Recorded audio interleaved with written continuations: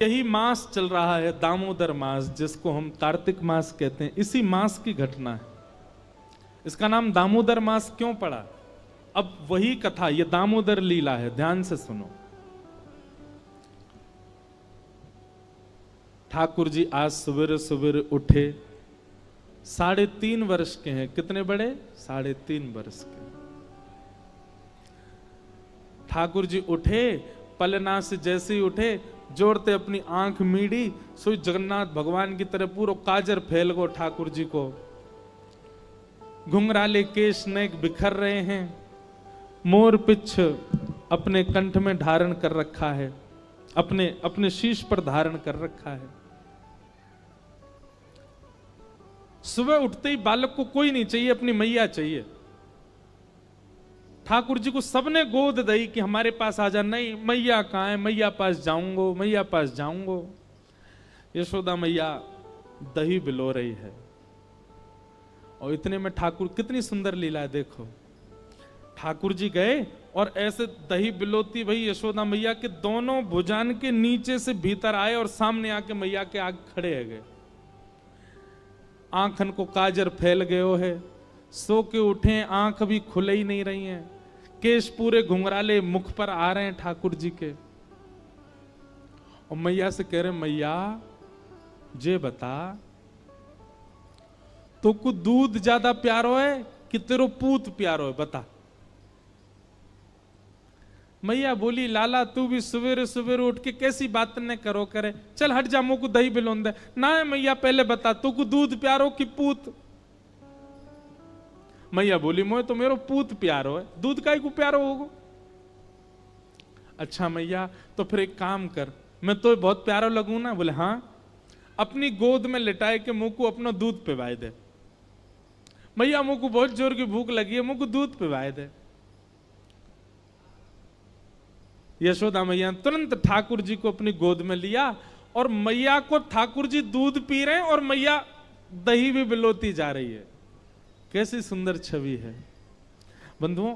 आप सबको शायद विश्वास ना हो, पर एक ऐसी लीला आती है कि जब ठाकुर जी व्रत छोड़ के चले गए और 100 वर्ष बाद यशोदा मैया से मिले कुरुक्षेत्र में, तो जैसे ही ठाकुर जी ने यशोदा मैया को देखा, ठाकुर जी रोने लगे। और उस समय की बात है जब ठाकुर जी के नाती भी हो चुके हैं, नातियों के ब्याह भी हो चुके हैं, मतलब ठाकुर जी पर बाबा बन चुके हैं। लेकिन ठाकुर जी पर कभी काल का प्रभाव नहीं होता, ठाकुर जी सदा 16 वर्ष के ही रहते हैं। तो यशोदा मैया की आयु कितनी होगी, अनुमान लगाओ। उस काल में ठाकुर जी यशोदा मैया की गोद में लेट जाते हैं और कहते हैं, मैया दूध पिया। और मैया दूध पिवाती है ठाकुर जी को। यशोदा मैया और श्री कृष्ण के प्रेम का वर्णन बहुत सहजता से हम कर देते हैं व्यास मंच से, पर यह इतना सहज है नहीं, अद्भुत है।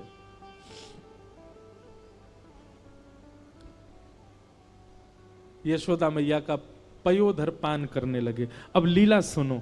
यहां ठाकुर जी जैसे मैया का दूध पीने लगे, सामने चूल्हे पर, अंगीठी पर गैया का दूध उबट रहा था। वहां दूर अंगीठी पर रखे भय दूध ने मन में विचार किया कि अब ठाकुर जी मेरा सेवन नहीं करेंगे, यशोदा मैया का दुग्धपान करके अपनी अपनी क्षुधा निवृत्त करेंगे, और मेरा भोग नहीं लगाएंगे ठाकुर जी। तो उसने विचार किया कि आज जब ठाकुर जी ही मेरा भोग नहीं लगाएंगे तो मैं जीवित रह के क्या करूं। तो संपूर्ण दूध उबल करके, उफन करके बाहर आने लगा, स्वयं को जलाने लगा, नष्ट करने लगा। यशोदा मैया यहां दही बिलो रही, और मैया ने जैसे ही देखी कि दूर दूध उफन करके बाहर आ रहे हो, सो मैया ने विचार किया, अरे ये तो सवरो दूध जर जाएगा। तुरंत मैया ने गोद में बैठे ठाकुर जी को नीचे पटका, दूध संभालने चली गई। ठाकुर जी खड़े है गए। अब ही मैंने पूछी, तो को दूध प्यारो कि पूत? तो बोली पूत प्यारो, और बाद दूध के पास भाज गई मैया।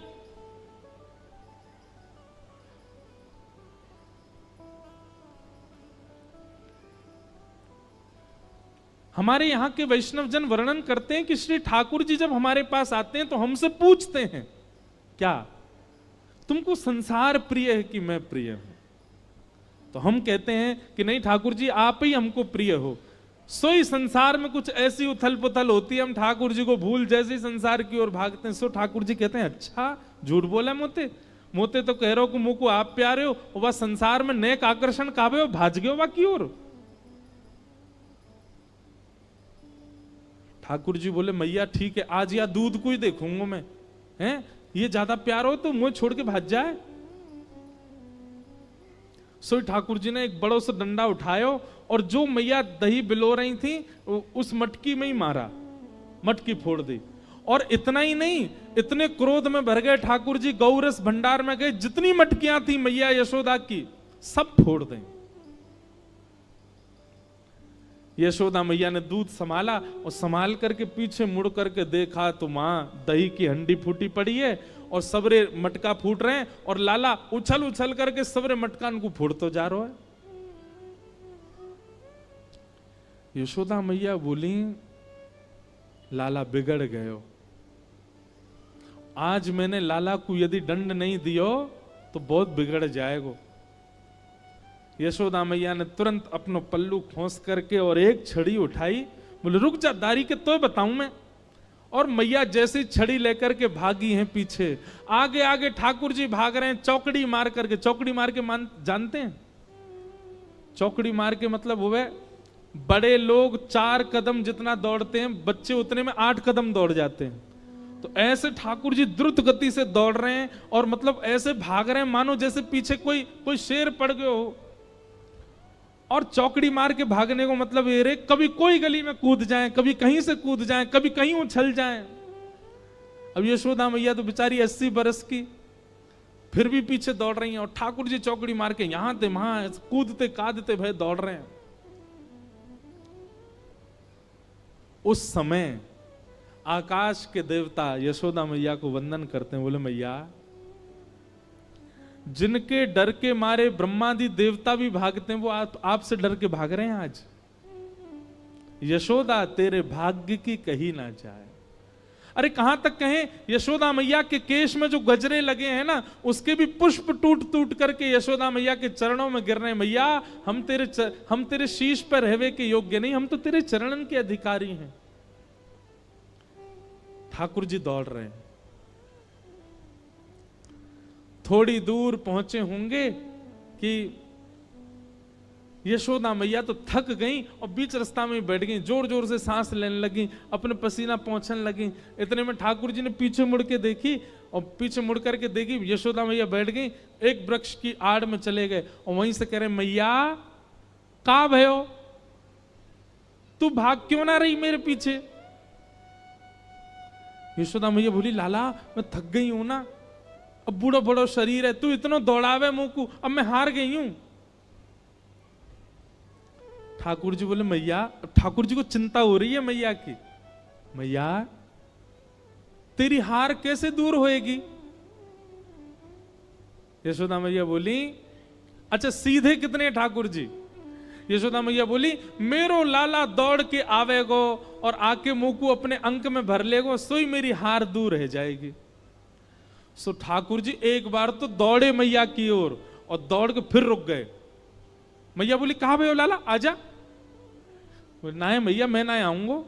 बोले क्यों? वो तेरे हाथ में जो छड़ी है ना, तू या तो मुंह को बहुत डर लगे, पहले या को तो दूर फेंक तब आऊंगा। और कहा पता तो तेने या तो 2-4 बार मार दियो तो मेरे लग जाएगी मैया, पहले या को फेंक।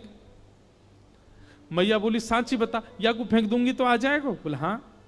मैया ने जैसी छड़ी फेंकी, ठाकुर जी दौड़ करके गए, बिल्कुल विचार नहीं किया कि मैया मुझे पकड़ लेगी, दौड़ करके गए और मैया के अंग से लग गए और जाके मैया के प्रश्वेत संभालने लगे। मैया तू ठीक है, जा, तू हारे मत। यशोदा मैया को पहले तो बहुत सुख मिला, ठाकुर जी अंक में आ गए, पर थोड़ी देर बाद यशोदा मैया ने चेहरे का रंग बदला, कहने का ढंग बदला, तुरंत लाला पकड़ लिए जोर से, अब आयो हाथ में, चल तो बताऊं मैं अभी। ठाकुर जी बोले, मैया तू तो यूं कह रही कि मैं तो ना पकड़ूंगी। बोले मैं तो झूठ बोल रही तो अच्छा मैया तू झूठ बोले, मैं तेरो लाला ना हूं आज के बाद, पूरे गोकुल में हल्ला कर दूंगा मैं तो नंद बाबा को लाला हूं, यशोदा को लाला ना हूं, यशोदा झूठ बोले। हाँ बोल दियो जाए करके, अब तो उखलते बांधूंगी और आज ना तो रोटी मिलेगी ना मक्खन मिलेगा, खड़ो रहे पूरे दिन ऊधम मचावे। यहीं पर हमारे टीकाकार वर्णन करते हैं, भैया इस पूरे दृश्य को अभी आपने कथानक रूप से समझा, अब इसको आध्यात्मिक रूप से समझो। ठाकुर जी आगे भाग रहे हैं, यशोदा पीछे भाग रही है। ठाकुर जी कौन है? परमात्मा। यशोदा कौन है? मैं और आप सब जीवात्मा। हम जब ठाकुर जी के पास जाते हैं, ठाकुर जी हमसे दूर ही भागते हैं।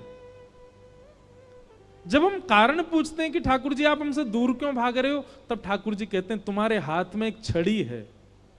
कैसी छड़ी? बोले अहंकार की छड़ी, काम की छड़ी, क्रोध की छड़ी, लोभ की छड़ी। ये सारी छड़ियां तुम्हारे हाथ में लगी हैं और इन छड़ियों से मुझे बहुत भय लगता है। मैं कभी कभी मन बनाता हूं कि तुम्हारे पास आऊं, पर तुम्हारी वो छड़ी जब मुझे दिख जाती है तो मैं फिर से भाग जाता हूं। तो ठाकुर जी आप हमारे पास कैसे आओगे? बोले किसी गुरुजन के आश्रय में जाकर के इन छड़ियों का त्याग करो। जिस छड़ी की वजह से मैं तुम्हारे समीप नहीं आता, अपने अभिमान, अपने काम, अपने क्रोध, अपने लोभ, अपनी दूषितताओं का त्याग करो। इसके बाद कितना सुंदर कहते हैं, त्याग तुम करो, फिर तुमको नहीं आना, दौड़ के मैं ही तुम्हारे पास आ जाऊंगा, मैं ही आकर के तुम्हारे अंक में भर जाऊंगा। यशोदा जी ने जैसी छड़ी, ठाकुर जी जानते हैं कि मुझे पकड़ लेगी, लेकिन फिर भी दौड़ के गए, क्योंकि छड़ी का त्याग कर दिया। छड़ी दोष है। यशोदा मैया के अंक में भर गए। मैया तो पकड़ के ले गई और लाला को जाकर के ऊखल से बांधन लगी। जैसे ही रस्सी ला करके मैया ने ऊखल से लाला के पेट में बांधनी चाहिए, सोई रस्सी छोटी पड़ गई। मैया बोली रस्सी छोटी कैसे पड़ गई? मैया गई और बड़ी रस्सी लेकर के आई, बोले हाँ अब याते बंध जाएगा। मैया ने जैसी ऊखल में लेकर के और जैसे ही ठाकुर जी को, ये छोटी पड़ गई। क्यों? तो कहते हैं दाम का मतलब होता है रस्सी और उदर का मतलब होता है पेट। ठाकुर जी सारी रस्सी को अपने पेट में भरते जा रहे हैं, इसीलिए उनका नाम पड़ गया दामोदर। भगवान मानो ये संकेत कर रहे हैं मुझे कोई नहीं बांध सकता, मैं किसी के बंधन में नहीं आ सकता, ब्रह्मांड में किसी की ताकत नहीं जो मुझे बांध दे। जितने भी पाश हैं, जितने भी बंधन हैं, सब मेरे उदर के अंदर हैं, मुझे कोई नहीं बांध सकता। यशोदा मैया ने सबरी गौशाला की रस्सी इकट्ठी करके एक तो एक बांध दी। अब तो बंधेगो, लेकिन अब के भी जब बांधा तो रस्सी फिर छोटी पड़ गई।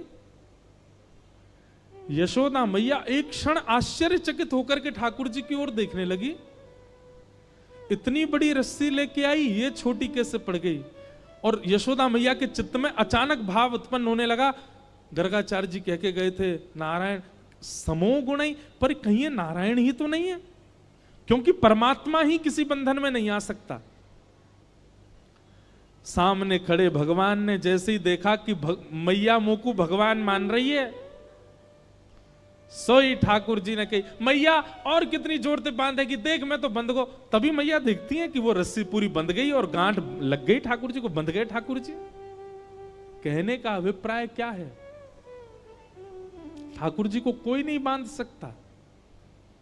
ठाकुर जी यदि आपसे प्रेम करके आपके संग रह रहे हैं, इसका मतलब आपकी प्रीति से नहीं बंधे हैं, स्वयं ठाकुर जी बंधे हैं आपसे। वो आपसे प्रेम करते हैं इसलिए आपके पास रह रहे हैं। आप में सामर्थ्य नहीं, आप कैसे भी ठाकुर जी को अपने पास रखो। वृंदावन के प्रति स्नेह, अपने ठाकुर जी के प्रति स्नेह, कथा के प्रति स्नेह चित्त में प्रकट आपकी भावना से नहीं हो सकता है, ठाकुर जी के चाहने से ही आपके चित्त में प्रेम होता है। क्योंकि ठाकुर जी किसी बंधन में नहीं आ सकते, ठाकुर जी किसी प्रेम पाश में नहीं बंध सकते। इसीलिए इस मास को दामोदर मास कहते हैं।